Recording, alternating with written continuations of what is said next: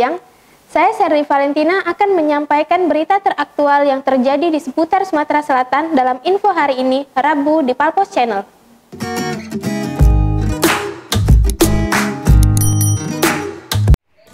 Kasus seorang pria bernama Bagus Triatmaja, warga desa E Wonokerto, Kecamatan Tugumulyo, Kabupaten Musirawas, yang menghabisi teman kencannya karena ditagih kekurangan bayaran, direka ulang oleh penyidik Polres Musirawas.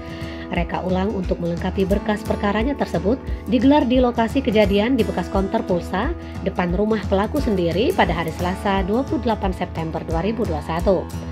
Reka ulang 27 adegan tersebut dimulai saat Bagus menjemput korban WN, warga Kelurahan Marga Mulia, Kecamatan Lubuk Linggau Selatan 2, Kota Lubuk Linggau, di Wisma Pioner yang berlokasi di Kelurahan Majapahit, Kecamatan Lubuk Linggau Timur 1, Kota Lubuk Linggau, pada Rabu 22 September 2021.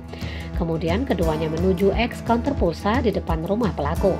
Sampai di sini korban masuk ke dalam gedung kosong tersebut dan pelaku memasukkan motor ke rumah orang tuanya. Adegan berikutnya, Bagus memberi uang Rp200.000 kepada korban dan dilanjutkan dengan hubungan intim. Setelah itu, rupanya korban meminta tambahan bayaran kepada pelaku.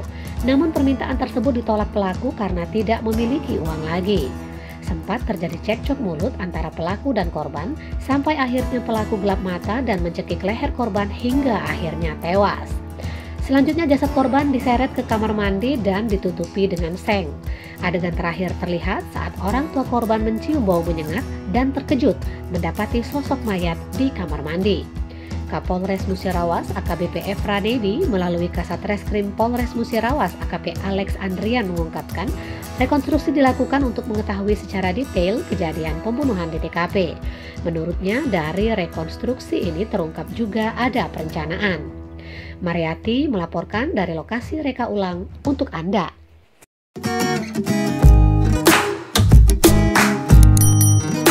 Demikian info hari ini, saya Serri Valentina dan segenap kru yang bertugas undur diri.